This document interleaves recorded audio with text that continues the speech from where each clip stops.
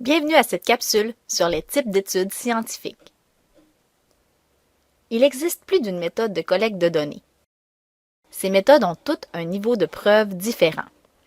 Cette pyramide peut vous permettre de faire le tri dans les résultats obtenus en vérifiant le niveau de preuve des études que vous aurez devant les yeux. Si vous avez le choix, vous pourrez donc choisir les études fournissant un meilleur niveau de preuve pour répondre à votre question de recherche. Les études de cas témoins ne sont pas moins fiables ou moins bien faites, mais le niveau de preuve que cette étude apporte est plus faible qu'un essai contrôlé randomisé, par exemple. Il y a plus de risques de biais, l'étude en soi est moins solide, comporte souvent un moins grand échantillon, etc. Il faut aussi penser que ce ne sont pas tous les sujets qui peuvent faire l'objet de tous les types d'études. Un sujet où l'échantillon est rare, par exemple des maladies rarissimes, des cas d'espèces, ne pourra que très rarement faire l'objet d'une étude à haut niveau de preuve. Les recherches menées n'en sont pas moins importantes. Les études individuelles en soi sont donc plus nombreuses que la littérature de synthèse dans les bases de données. Il faut donc les prendre en considération dans nos recherches. Nous allons maintenant voir de manière résumée chacun de ces types d'études. L'éditorial et l'opinion d'experts se différencient par qui écrit l'article. L'éditorial reflète normalement le point de vue de l'éditeur ou du comité de rédaction d'une revue sur une thématique d'actualité. Ces articles peuvent être plus ou moins longs, ça peut être des articles de fond comme un simple commentaire. L'opinion d'experts n'engage que le ou les auteurs. Cela ressemble à un courrier du lecteur, mais publié dans des revues à contenu scientifique. Les auteurs sont des experts de la discipline concernée. Ils répondent souvent à un article précédemment publié. Ils peuvent aussi engager leur opinion sur une thématique d'actualité, comme c'est le cas pour les éditoriaux. Les études de cas sont une approche de recherche utilisée pour générer une compréhension approfondie et multidimensionnelle d'un problème complexe dans son contexte réel. Une étude des cas peut être définie de différentes manières. Le principe central étant la nécessité d'observer un événement ou un phénomène en profondeur et dans son contexte naturel. Les études de cas peuvent ainsi observer un ou plusieurs cas, et c'est le résumé et l'analyse de ces observations qui est transmis en écrit scientifique. Les études sur les animaux, le nom le dit. Ce sont donc des études sur des organismes vivants, mais non humains. Pour ce qui est de l'in vitro, en fait, c'est un processus biologique qui est observé ou étudié en éprouvette ou en laboratoire, dans des conditions artificielles. Comme des points de comparaison peuvent être apportés, mais que ce ne sont pas des études avec des êtres humains, c'est pourquoi ils sont dans le bas de la pyramide des niveaux de preuve des études. Les études transversales sont des études descriptives et observationnelles qui consistent à prendre une capture instantanée, comme une photo, à un moment donné d'une situation ou d'un phénomène, et mesurent le résultat et les expositions chez les participants de l'étude en même temps. Souvent, on utilise ce type d'enquête pour évaluer la prévalence des maladies dans des échantillons cliniques. Ces études peuvent généralement être menées relativement plus rapidement et sont peu coûteuses. C'est ce qui fait qu'on en trouve beaucoup dans les bases de données. Ces études ne sont pas hautes en niveau de preuve puisqu'il s'agit d'une mesure ponctuelle de l'exposition et des résultats. Il est difficile d'avoir des relations de cause à effet à partir d'une analyse transversale. Une étude cas témoin est une étude observationnelle rétrospective qui tente de déterminer si une exposition est associée à un résultat, c'est-à-dire à une maladie ou à un état d'intérêt.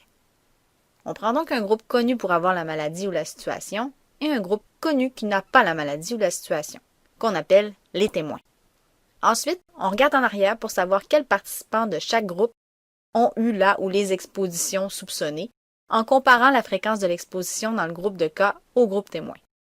Par exemple, une étude a pris un groupe de personnes souffrant du cancer du poumon et un groupe qui ne souffrait pas de la maladie. On a ensuite été voir si ces personnes avaient été exposées au tabac rétrospectivement dans leur vie. C'est ce type d'étude qui a mené à d'autres, plus solides, et qui fait que nous savons aujourd'hui que le tabagisme est un grand responsable de la mortalité par cancer du poumon. En résumé, une étude cas témoin commence par un résultat, puis retrace pour enquêter sur les expositions. Les études de cohorte évaluent la survenue de la maladie dans un groupe de personnes soigneusement définies. Elles sont le plus souvent prospectives, mais certaines sont rétrospectives. Les études de cohorte prospectives surveillent un ou plusieurs groupes de personnes au fil du temps pour voir s'ils vont développer une maladie ou un phénomène en présence ou en absence de facteurs de risque suspectés mesurés dès le début de l'étude. La cohorte est suivie jusqu'à ce que l'effet de l'exposition se produise ou jusqu'à la fin de la période d'étude. Ainsi, lors d'études de cohorte prospectives, l'exposition est identifiée avant le résultat ou l'apparition du phénomène ou de la maladie.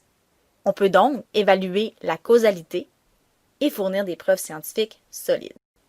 Inversement, les études de cohorte rétrospectives identifient un groupe de personnes à un moment donné dans le passé où elles étaient vraisemblablement indemnes de la maladie à l'étude. La cohorte est ensuite suivie jusqu'au présent. Ce type d'étude est donc bien adapté pour évaluer le risque qui est relié à l'exposition à certaines substances qui pourraient être dangereuses pour la santé. À la fin d'une étude de cohorte, on compare le taux d'incidence entre les exposés et les non-exposés. On a donc le potentiel de déceler certains facteurs de risque. Les essais contrôlés randomisés sont des études prospectives qui mesurent l'efficacité d'une intervention, d'un traitement, d'une thérapie, d'une action de prévention ou d'un médicament. Bien qu'aucune étude ne prouve à elle seule la causalité, la randomisation réduit le biais et fournit un outil rigoureux pour examiner les relations de cause à effet entre une intervention et un résultat. En effet, l'acte de randomisation équilibre les caractéristiques des participants entre les groupes, ce qui permet d'attribuer toute différence de résultat à l'intervention de l'étude. Voilà pourquoi elle est aussi haute en niveau de preuve dans la pyramide. L'essai contrôlé randomisé compare un groupe expérimental, dit groupe d'intervention, à qui l'on administre le traitement, et un groupe dit groupe de contrôle ou groupe témoin, suivant un traitement standard ou prenant un placebo. Un critère de jugement est fixé en amont.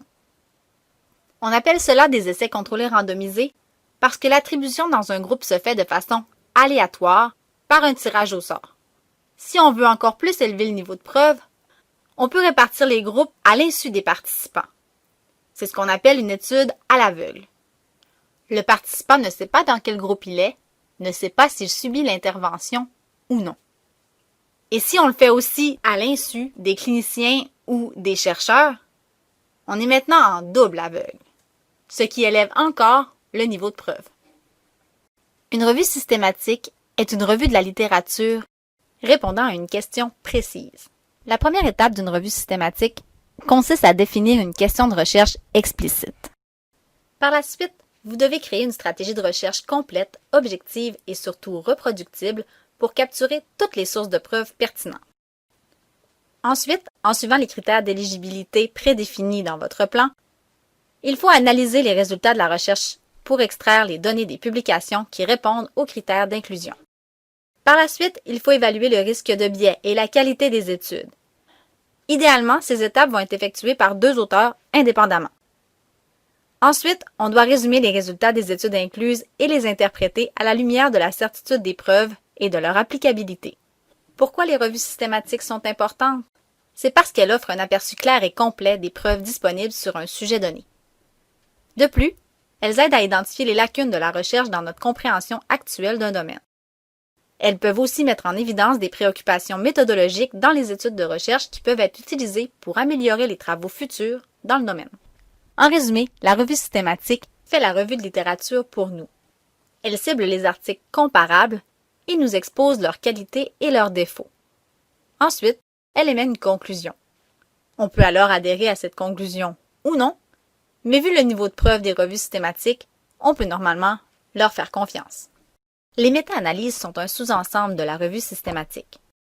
La méta-analyse est une démarche statistique qui permet de synthétiser quantitativement par le calcul d'un effet combiné les résultats des études indépendantes qu'on aurait fait ressortir dans la revue systématique.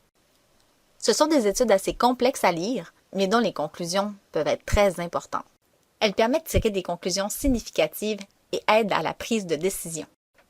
En fait, la méta-analyse permet d'augmenter la puissance statistique, c'est-à-dire la probabilité de trouver un résultat significatif. Si les études individuelles utilisées dans la méta-analyse sont des essais contrôlés randomisés, par exemple, la combinaison de plusieurs résultats de ces études constituerait le niveau de preuve le plus élevé sur la hiérarchie des preuves. Si vous avez des questions sur les types d'études ou pour tout autre problème lors de vos recherches, n'hésitez pas à contacter votre bibliothécaire. Elle est entre autres là pour ça.